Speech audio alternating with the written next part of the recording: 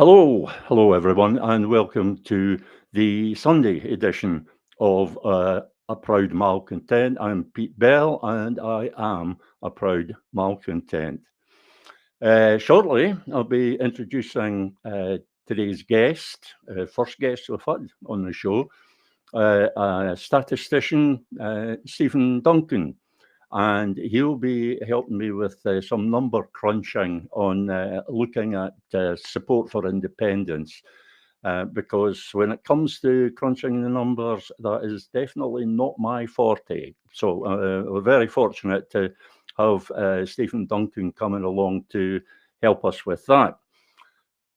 First of all, I want to say a few words about the SNP conference agenda. As you may be aware, the provisional agenda was published just the other day. I think it was Friday. The provisional agenda was published, and surprise, surprise, there are no resolutions on the constitutional issue other than the leadership resolution, John Swinney's resolution, which might as well just say we're just going to keep on doing the same as we've been doing for the last 11 years and totally failing to achieve anything.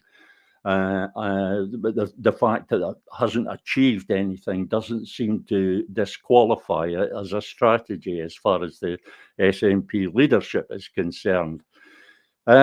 Which might strike those of us outside as odd, but within the SNP that seems to be perfectly okay. There were two resolutions that I'm aware of. The Tweeddale resolution, which was spoken about by Graham McCormick. He's been kind of a spokesperson for that. And of course, the Newington resolution, which was the really radical one, which derives from the same thinking as went into the Scottish UDI plan. It now seems to me, from what I can make out, and this is just an impression that I've got, conversations that I've had, and my impression is that the Newington resolution now stands no chance whatsoever of getting on the agenda. I mean, it was always a very slim chance anyway, but it now looks like it's absolutely no chance whatsoever. The Tweeddale resolution, which, again, as you probably know, I don't think is actually all that helpful. It does still stand a chance. There is a certain amount of weight behind it. Of course, the SNP leadership are quite capable of ignoring that weight, quite capable. But there is that weight, so there is that a possibility that the Tweeddale resolution will get on the agenda. That's if the leadership doesn't decide that it should be lumped in as a composite resolution, which will effectively kill it in favour of Swinney's resolution. But even though the strategy itself, I feel, is of no use to us, at least there is the fact that it will be a competing resolution, and there would still then be the possibility of the leadership resolutions, the Swinney resolution, being voted down in favour of the Tweeddale resolution. That would be a defeat for the leadership, and that in itself would be significant. I'll say no more than that.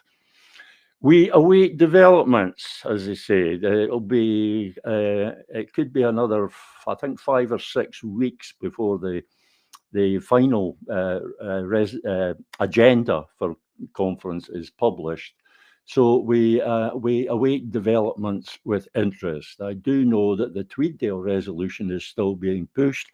I do know that Mike Wallace is still working very hard on the Newington resolution, but we'll have to wait and see on that. For the moment, we are going to be joined by my guest, the first ever guest on the show, and it's Stephen Duncan, a statistician. Hello, Stephen. Hello, Peter. Good morning to you. Good morning to you. I try to avoid saying good morning because when this is recorded as a podcast, people could be watching it at any time. I really don't think that that's important. So, do you want to introduce yourself? Say a wee bit about yourself so people will know who you are? Sure. Well, as you said, my name's Stephen Duncan. I've been, I guess, a statistician or statistical analyst for most of my adult life. Worked in industry and in finance for about 35, 40 years. I'm now retired. Also, the background is also in economics. I'm an economist. And I've been now and again a computer programmer off and on for the last 40 odd years, 45 years. So that's my background, and I have an interest in independence, as you know, as all your viewers do as well. So that's it in summary. I live in Edinburgh, and this is where I've lived most of my life. Although I'm not from here, originally from the West Highlands of Scotland, a place called Mallock at the end of the line. You've probably heard of. So that's it in a nutshell. Can I ask, Stephen, have you ever been a member of any political party? Yes, I've always been in favour of independence, but I never joined a party until 2015 after the tsunami election. So I joined the SNP, and I was a member for 5 years until I realised that things weren't the way they should be, and left that party. I then joined the Alpha Party, which I'm still a member of, very much a passive member.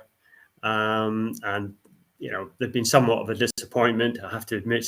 I'm still signed up to them, at least for the next 9 months. But I'm not a great believer in their strategy. It's likely I'll be an independent in 12 months' time. Yeah, that's getting to be a big club. Right, so what is it we're going to be talking about today, Stephen? Well, it's this little section in your show, which I think you're calling Confute Corner, whereby essentially I'm intending looking at the opinion polls and looking at some of the misinterpretations and some of the falsehoods and some of the that have been made, or claims that have been made from some of the polls that have been sort of published over the last 10 years or more, and sort of views that have taken hold and have just been sort of stated as fact, when in fact, you know, that might not necessarily be the case. So the idea will be to take a look at some of these claims, examine them, and just check them against available evidence and see whether they stand up against that. And then where they don't, just call them out as, you know, being the falsehoods or the misinterpretations or the, you know, the myths that they are. So today is the first one of these. So and specifically today, we're looking at claims that that support for independence has been over 50% for the last 3 or 4 years. That's right. Yeah, I mean, yeah, basically that's correct. There's a lot of very, you know, sort of flippant comment made along these lines, and that's, you pretty much paraphrased all these sorts of comments exactly. So I'm going to look at that information over time to see, you know, to try and reveal what should be an obvious truth, in my opinion. Right, and you've prepared some slides for us. That's right, yes. This may be slightly clumsy, as I'm in charge of pressing the buttons here with my shaky hands. So we'll go over to the slideshow now, and you just give me a verbal cue when you want to change the slide. Okay, it's over to you then, Stephen. Okay, so I think I've introduced what this is about. It's about taking some of these claims and checking them, the fact versus the myth and the falsehood. So if we could maybe click on, Pete, to the next sort of the first slide, is proper, as it were. Okay, so there's the claim now, sort of paraphrased. Opinion polling consistently shows majority support in favour of Scottish independence, and really that's just a composite summary of some very specific quotes, some examples which I've put down below, and I've sourced them. You'll be familiar with this sort of thing, or some viewers should be. So I'll just read out a couple of them. For over a year now, every single commission poll on Scottish independence has been showing that for more than 50% of Scots are now in favour of independence. So, and that was in March of last year. And then as we go down to down through them, so the very last comment is quite a recent one. Every opinion poll for the past 3 years has shown independence, yes, ahead of no. So that's the kind of very bold statements that are being made in various places. So let's maybe have a look and see whether how that stands up against the actual opinion polls that have been published. So we can move on to the next slide, Peter. Right. So just go through this chart a bit slowly here. So all these opinion polls ask the same question, should Scotland be an independent country? And that's the same question, was asked in the referendum of 2014, and all the opinion polls running up to that referendum as well. So there's 3 bars on this chart. The yellow bars are all the polls that have been published, and they're put into calendar years. I've just summarized them that way. So that's the yellow bars. There's the large ones. The pink or magenta color are the ones where yes have a lead or a plurality of the support, and the green ones are the ones where yes has a total majority of all the views expressed in these particular surveys. So as you just say that when I'm saying that yes have a lead, that's amongst those people who have actually expressed a view. So it's excluding those that are undecided or those that refuse to answer the question or state what their opinion was. Whereas the green bars refer to a majority, including all the don't knows and those that refuse to answer. So straight away, you should be able to see that, up until about 2020, it's very rare to see a yes lead. There's a handful in 2014, again in 2015, but really nothing until we get to 2020 of any particular note. Of course, 2020 is to 21. That's the COVID years.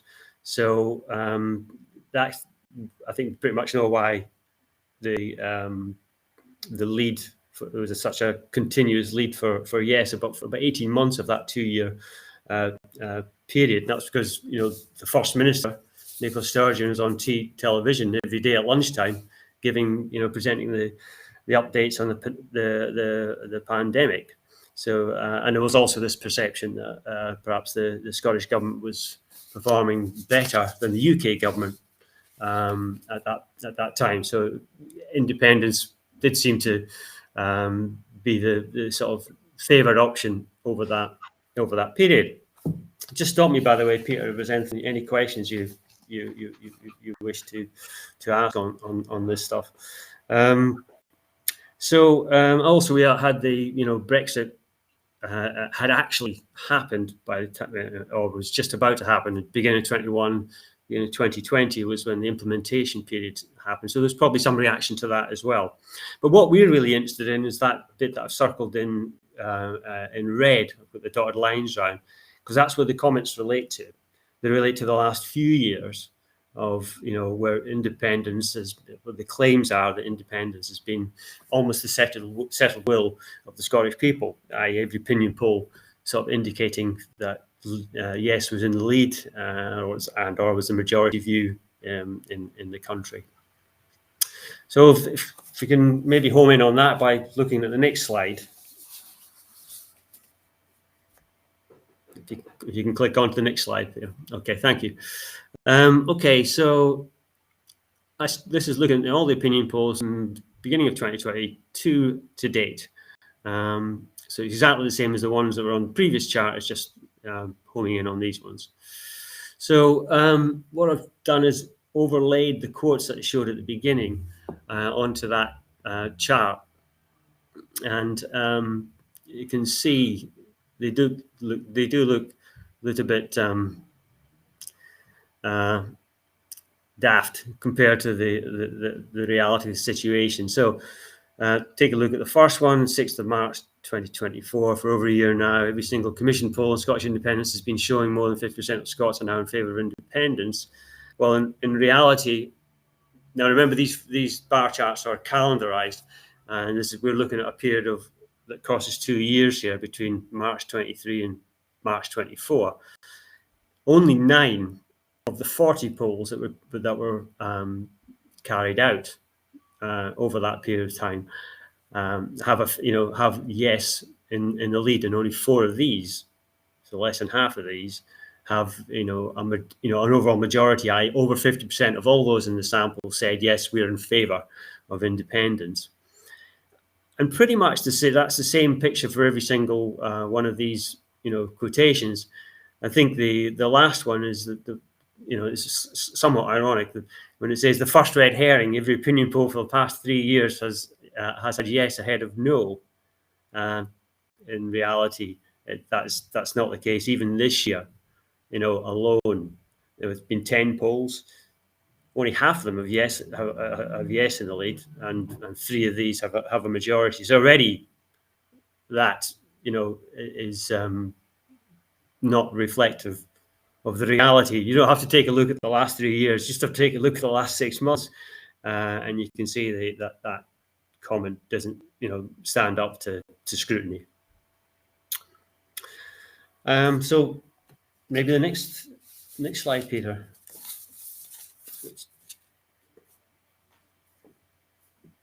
If we could move on. Oh yeah, that's it. Thanks.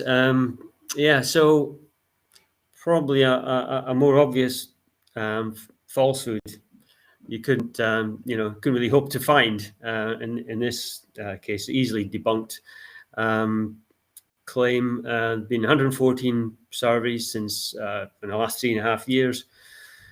29, so that's about a quarter, are showing a yes lead, and less than half of these have a majority. So it's nothing like in the last 3 years all the opinion polls had showed a yes sort of lead. And the reason why this is a bit disturbing is that obviously if we don't know where we're starting from, or if we lie to ourselves about where we're starting from, how on earth are we expected to monitor progress, to track how far we've come once we get into a campaign properly? Assuming there ever is a campaign for independence and proper independence, that is, we can't possibly, we won't be able to know whether we're making any steps forward or whereabouts we are on that particular on how effective our campaign is at any point in time. The other thing is just I find equally important is that if you make these outlandish and rather daft claims, then it undermines your credibility, and not just for the person or persons making these comments, but for the whole independence movement, because we have to live these down and we have to explain these away in our day-to-day conversations with people. And why would anybody want to believe what you've got to say on any other matters. When you make these rather unsubstantiated assertions. And also, I think finally it generates a false sense of superiority. You get complacent. We're in the lead. It's in the bag. We don't have to really make much of an effort. And independence is really just around the corner. So that's my views on this particular claim. I don't think it stands up. And what I found astonishing is that when people make these claims, nobody really seems to say that's not true. That's not right. Stop doing that. It undermines us. So this is the first opportunity to actually say that publicly. So so thank you for giving me that opportunity. Thanks for that, Stephen. That seems quite clear now, and for all the reasons that you give, it's very important. I'm particularly concerned with this point about properly identifying the starting point. But before going to talk about that, can you did you get any sense of the reason for these falsehoods being stated? You quoted from several blogs, I think, but those were just a fairly random selection of the typical quotes. I'm sure we've all seen that said in various places, social media, blogs, whatever. Do you get any sense of the reason, the purpose, why these claims are made? Do you get any sense that the people making the claims are aware that they're false? Yeah, I know that they're aware that they're false because I've pointed it out directly. And it's just been ignored or dismissed. I haven't had any support, I have to say, when I've gone back, surprisingly, because I've quoted all the sources, which are widely available publicly. All that information that I've just provided there can either be seen captured on Wikipedia, which summarizes all the information, or you can go directly to the pollsters' own websites and double check that from the source. I believe it's just, it's a combination, I think, of electioneering and wishful thinking. I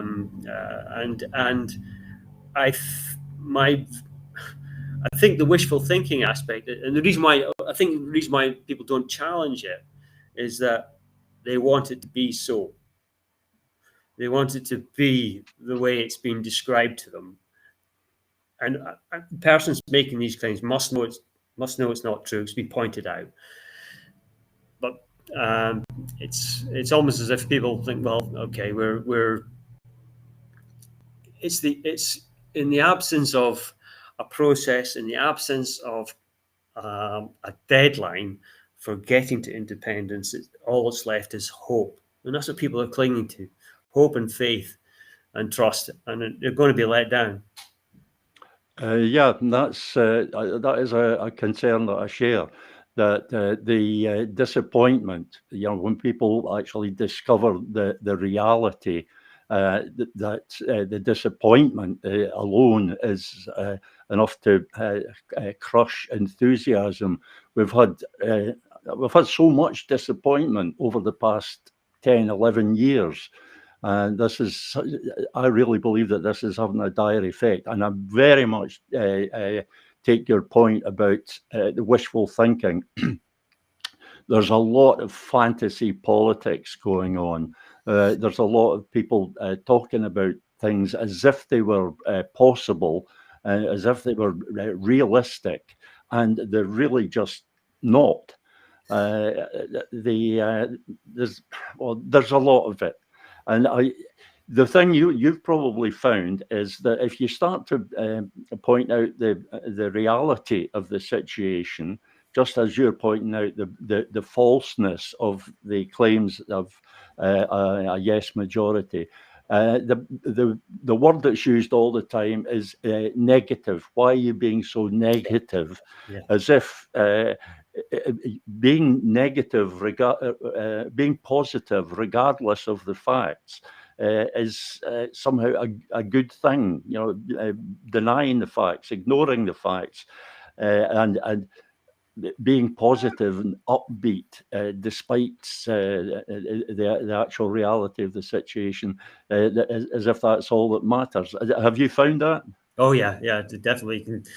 When most of the apart from your blog, I have to say, pretty much apart from your blog, that's the summation. Summary of it's just a happy clappy 2014. Here we go again. I would say probably your blog, and possibly prior to his demise last year, Ian Lawson.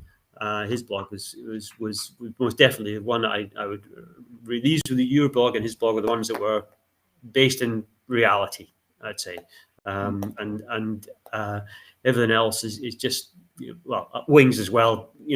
All right, they have their foibles, Wings, but essentially they're very good at their forensics and backing stuff up with inarguable evidence. It's all sourced.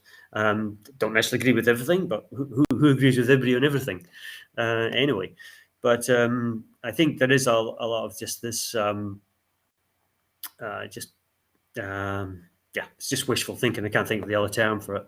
The curious thing also that I find is that most of the blogs that you're talking about, I think Wings over Scotland in particular, they are, I think we could probably safely call them anti-SNP, or they have a very negative, there's that word again, very negative attitude to the SNP.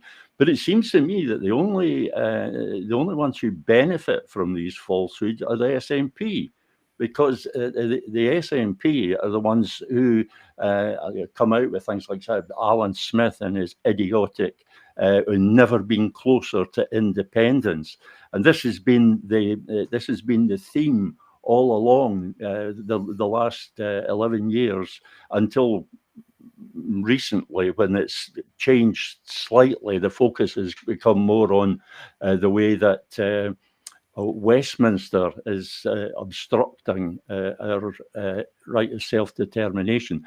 But prior to that, it's the SNP that has been trying to give the impression that the Yes campaign is actually succeeding. We're doing a great job here. Trust us, have faith in us. So it's a curious thing that it's these anti-SNP blogs and bloggers who are actually supporting this false impression that only serves the SNP's purposes. It seems a bit curious. Yes, and also I think they're also supportive of the de facto referendum or plebiscite election approach as well to next year's election. I think there seems to be a common theme as well amongst Wings are supportive of that, I believe, and some of the other websites are as well. Just call it a de facto referendum, and it will be one. Yeah, of course we know that we know now that with the Tweeddale resolution, supported by I believe 43 branches, it may be more by now. We know that there's a certain, and we're kind of drifting off the subject here, but this is a conversation, so we're allowed. We know that there is, even inside the SNP, within the party, there is a lot of support for this idea of the de facto referendum on independence, and also has to be said, to give Mike Wallace his due, there is that one branch, Newington and Southside branch, which is supportive of the idea of making it a de facto referendum on the powers of the Scottish Parliament over constitutional affairs. But there's all this.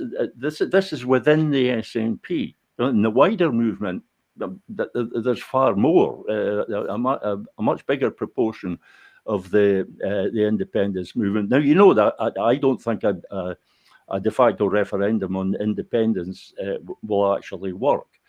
But there is all that support there. And yet, we look at the leadership resolution, the only one that's got onto the SNP agenda, and it's the complete opposite. It is all explicitly about a Section 30 referendum, asking, requesting, demanding a Section 30 order. It seems somewhat incredible that the SNP leadership can be oblivious to all this campaigning for a de facto referendum. It may be that they're oblivious to the whole concept of a de facto referendum on powers over the Constitution, but how can they possibly be oblivious to the amount of support there is for a de facto referendum on independence? There was a brief spell when the SNP leadership themselves supported that. Do you have any explanation for this? How can they be so oblivious? My own thought is that they're thinking, whilst there's wide support in the independent, some support in the SNP, there's wide support within the wider support within the independence referendum, in the independence movement for that de facto referendum. Then their thinking will be that the electorate itself, the independence supporting electorate, if you like, that's wider again than the movement, much wider. They're not switched on as you or I or SNP membership or ALPA members or the independence movement, the campaigners, the activists, nothing like it. But they'll just by default vote SNP in the same way that the Scottish populace voted Labour from 1945 right up until 2015 without thinking about it, by and large. So I'm thinking that they feel that they don't have to do anything because they're going to get the votes to secure their re-election anyway. So so it doesn't matter what you as an SNP member thinks or you as an independent. We've got the dumb electorate, for want of a better expression. They're going to vote for us anyway. The same way as you used to put a red rosette on a donkey, they'd vote for that in the old days, and now in the new days, they vote for a donkey with a different rosette on it, a yellow one. Yeah, that must be what they're relying on. It must be that. It can't be anything else. This is another aspect of the fantasy politics, and it's blocking out of reality. I think you'll correct me if I'm wrong on this, but all polling at the moment tells us that the SNP is at the very least going to be the largest party and will almost certainly be the party of government again, and largely because what you were just talking about, what I describe as voter inertia, because the electorate does act like a dumb beast. It doesn't matter how smart all the individual voters are, the electorate as a whole behaves like a dumb beast. And there's this inertia. There's a difference between what us anoraks are aware of and what the general public is aware of. So part of this fantasy politics, and I'd like to know if you've noticed this yourself, is this denial that the SNP, because there's so much antipathy towards the SNP, people seem to be in denial of the fact that the SNP is still going to be there after the election next year.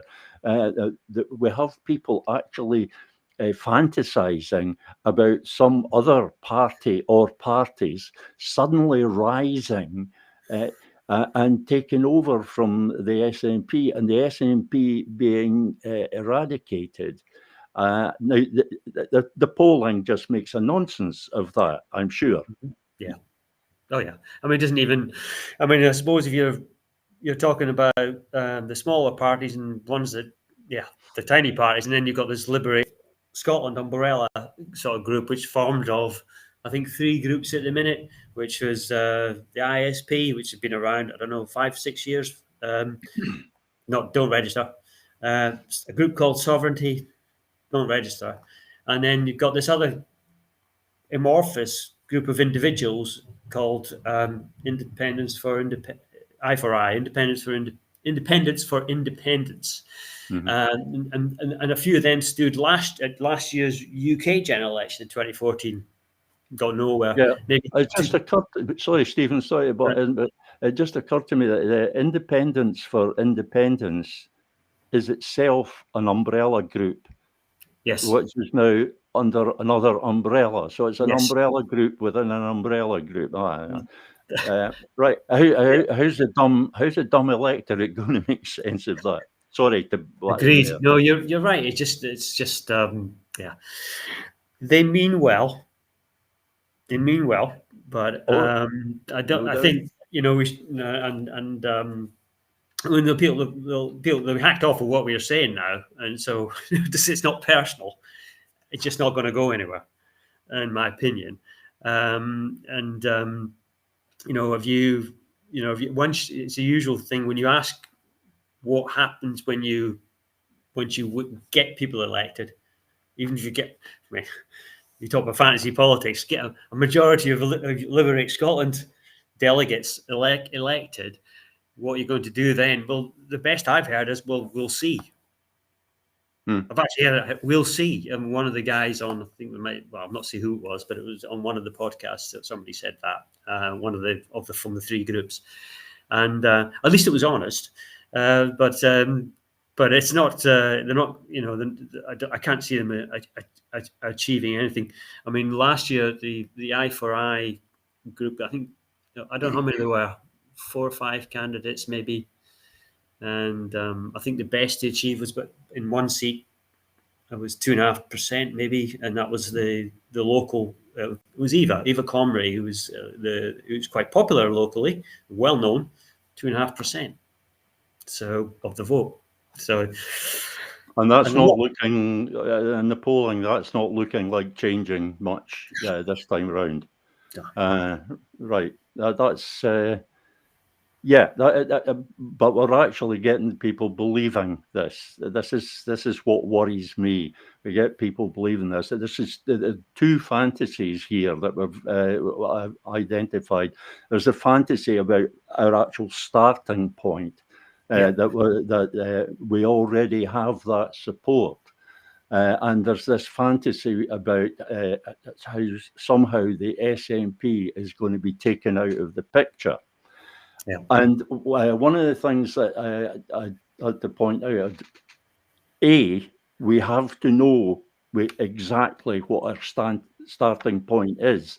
If it's a journey to independence, as it's often described, you cannot possibly plan a journey if you don't know where you're starting from. Yeah. And the other point, which is just gone totally out of my head, the other point is that the SNP, they are still, and I get so much stick for saying this, but it's only stating a fact. I'm just declining to join in the fantasy. The SNP is still going to be essential if anything is going to happen in the next Parliament to progress Scotland's cause. The SNP is going to be essential to that.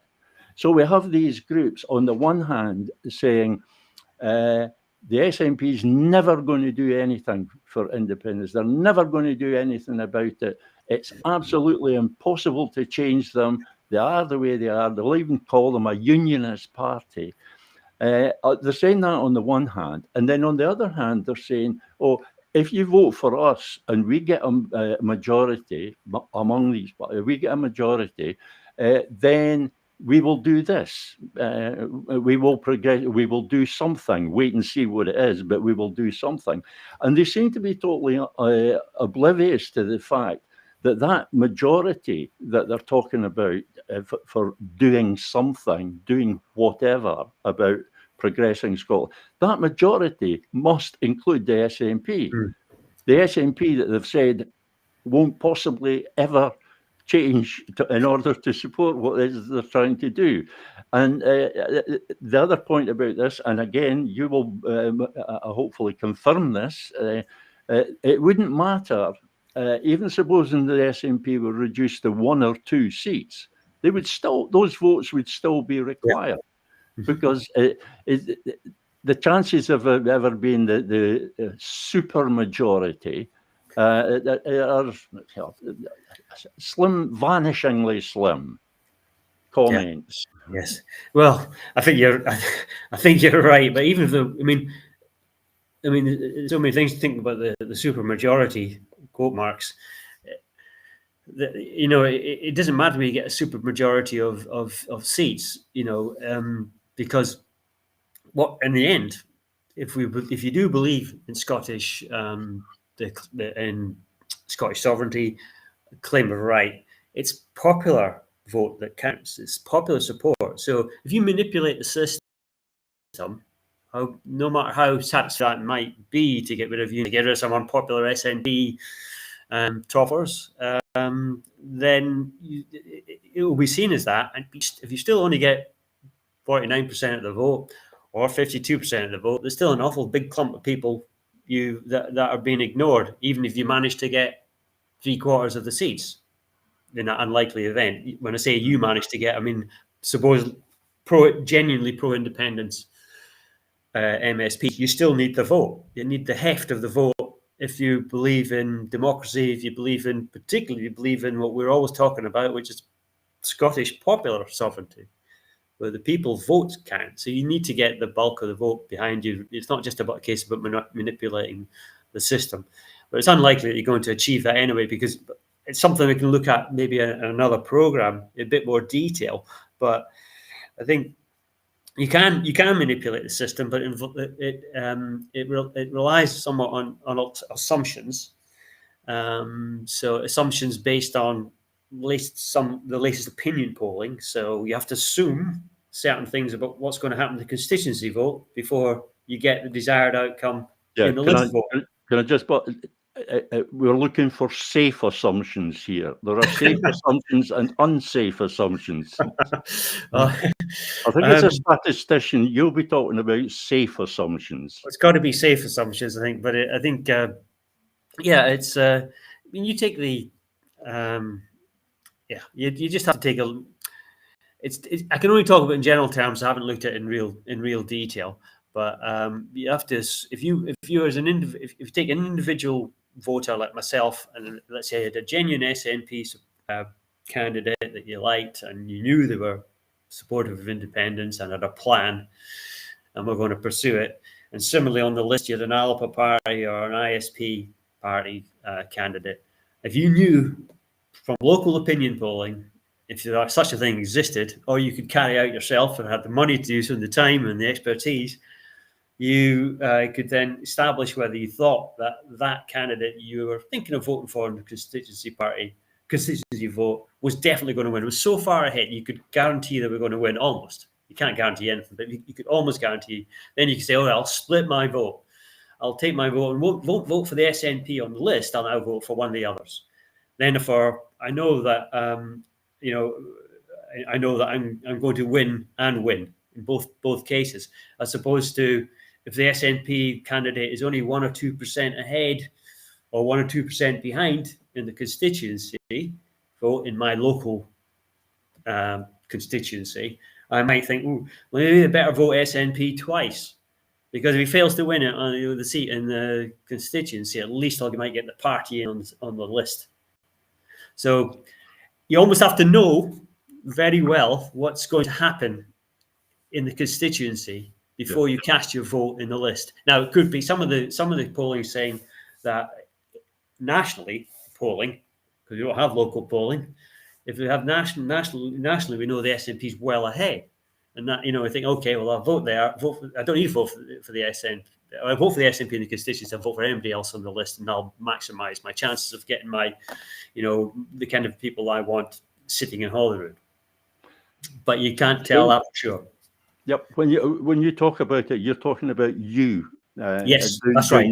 Doing these calculations. Yes. You're a statistician. Okay, there might be other statisticians out there. There might be other non-statisticians who are capable of making that kind of calculation. But we're talking here about that dumb electorate. There would need to be a minimum level, a minimum number of people, a minimum proportion of the electorate doing these calculations for this split and vote strategy to work. And the electorate being dumb, that seems highly unlikely to me. You see where I'm coming from on that? It's highly unlikely. I mean, your screen froze there. That's why I was hesitating to talk.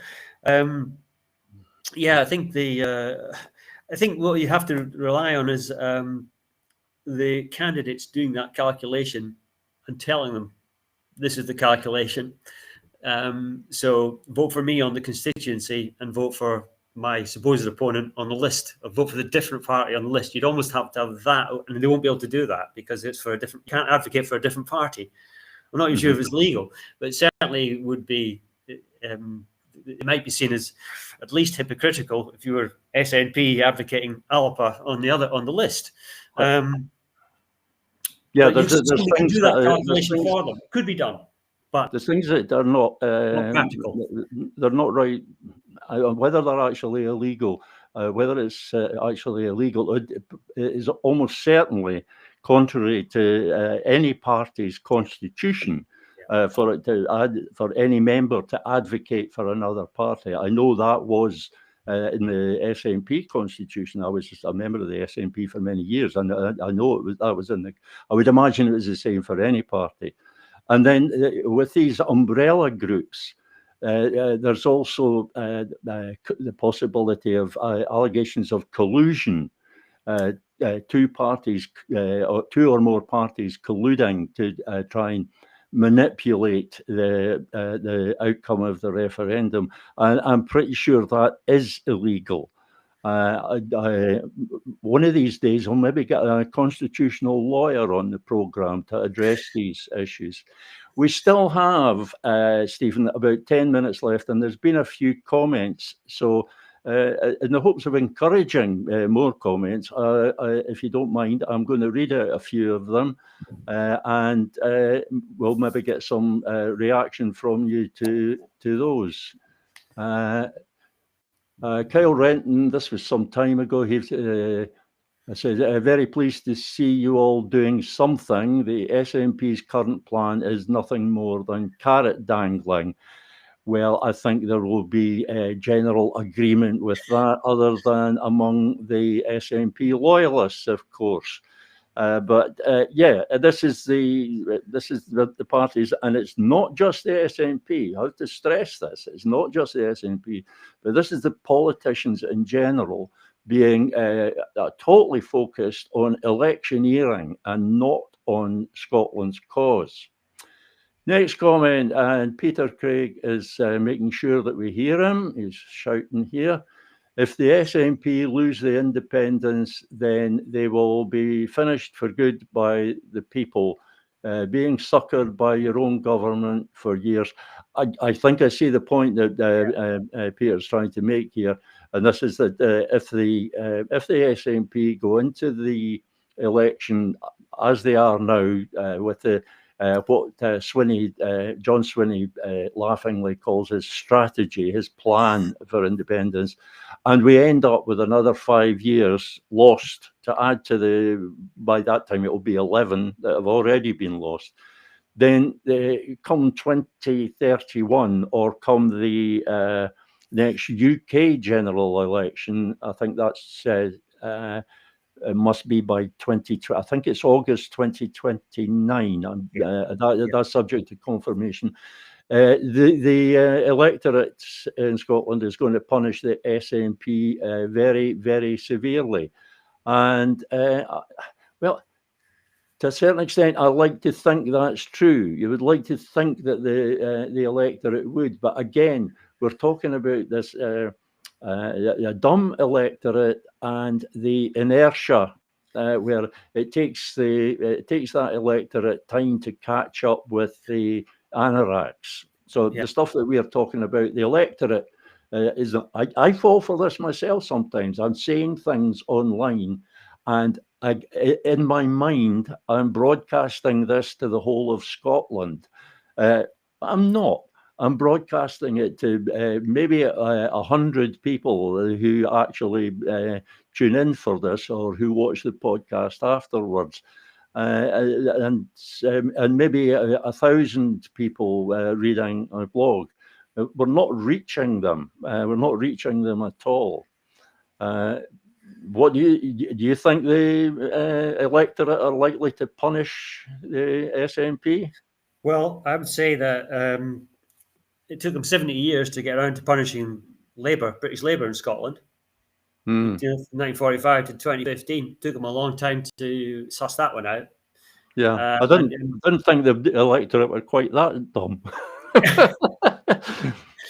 But so I mean, I think there's unhappiness, but I mean, where's the unhappiness from? It's from people that are switched on to this stuff, And the point, I think, Stephen, is that it is not a safe assumption to assume that the electorate are going to severely punish the SNP next year.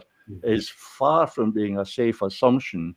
And there's also the fact that even if the electorate do punish the SNP next year and punish them quite severely, however many SNP MSPs there are, they are going to be essential to any moves to progress Scotland's cause. So we cannot write off the SNP. I think you should really think of the SNP, I think, as almost as how frustrating it is as placeholders. They're a great big placeholder. What's wrong is that the people sitting in these places at the moment are the wrong people. John Swinney, he's not the right person to be leading the SNP. He's not the right person to be in that position. He's not a leader.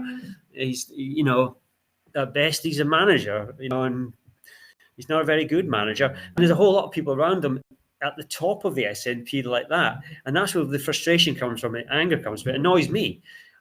Then I have to let my rational side come back over and say, well, wait, we just need to get rid of them. I do actually think we do need to get rid of the leadership. You either change the leadership by making them change their policy, change their direction, change their attitudes. I think that's going to be really almost impossible with the likes of Swinney. Yeah. Almost impossible.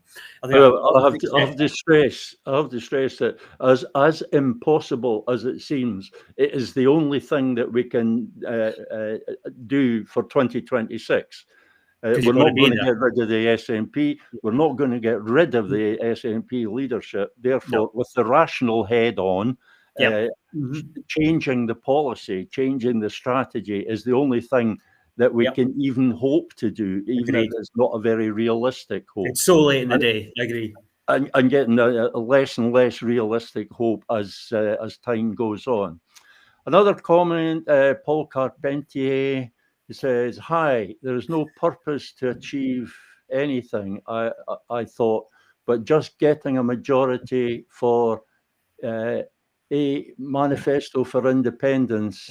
Being elected is not the point." Sorry, Paul, I'm not quite making any sense of that.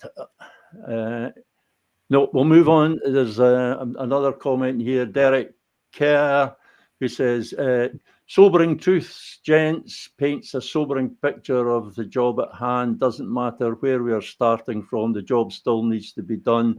We need to know what that starting point really is, though." And absolutely, we need to know that starting point, and we need to have a plan for the journey. And here we are sitting, barely 9 months out from the start of the election campaign. And we have this totally false idea of our starting point and no plan for progressing Scotland's cause. And that has to be a concern.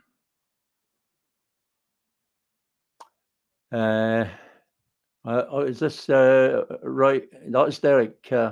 Is Paul Carpentier again? There is no need to figure out. Sorry.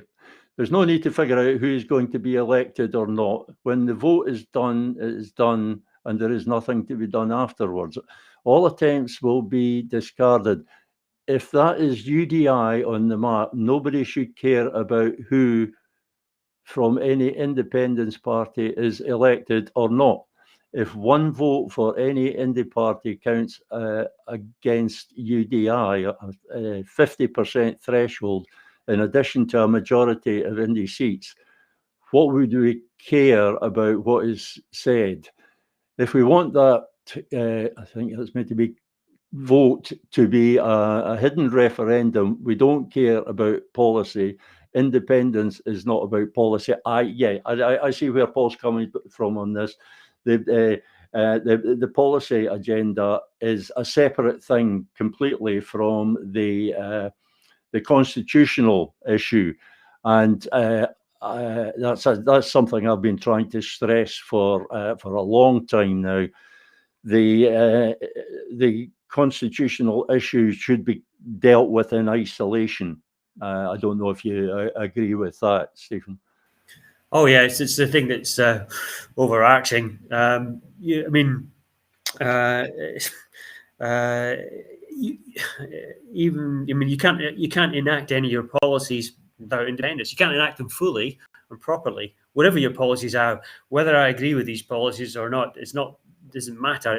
If in an independent Scotland, if you're able to get elected, you'll be able to enact your policies in full, and just the way Westminster does for the UK as a whole at the moment, it's got no constraints on it.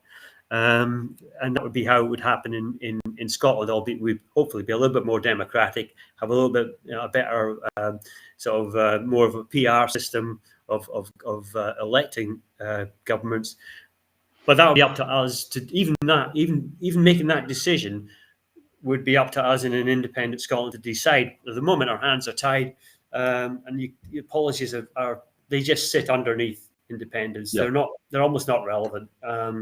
Well, we're into the last couple of minutes of the program, Stephen. So just time for me to thank you for coming along today. It's been an interesting conversation, and your points on the reality of the situation as regards support for independence are very well made. And at some point, I'm going to have to talk about the implications of that.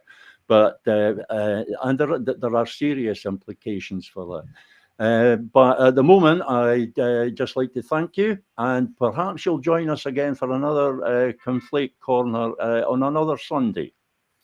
Will do. No problem, Peter. I would enjoy that. Thanks again, Stephen. Thank you.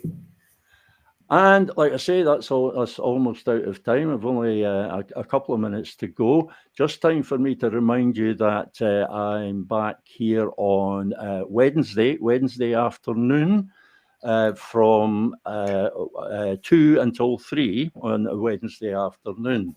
Exactly what we'll be doing then, I have no idea.